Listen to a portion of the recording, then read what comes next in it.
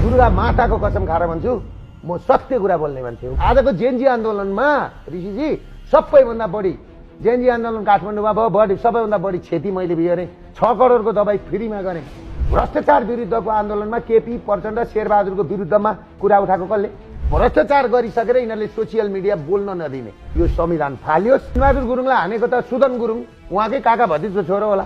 2 महिनामा 23 चोटि बालेनलाई चाहिँ अमेरिकन एम्बासेडरले भेटेको छ।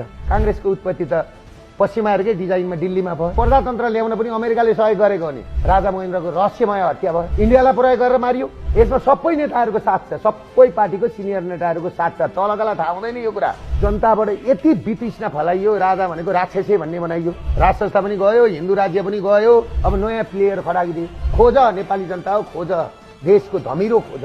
रवि लामी छानेका म समर्थकहरूलाई के भन्छन्, मलाई मुख नछाड। सबैभन्दा खतरनाक भनेको भिक्टर बालेन। यो देश सिद्ध्याउने, यो देशको सबैभन्दा ठुलो अपराधीहरू भनेको यो टिम हो। मैले बरु बिरामीको उपचार गर्ने, बालेनले 1 लाख रुपियाँको उपचार कसैलाई गरेको सुन्नु भएको छ? आज आफ्नो गल्तीको पैसा हालेर। सबै धर्मलाई खुल्ला छ, तर मिसन सहितको धर्म चाहिँ मानिँदैन।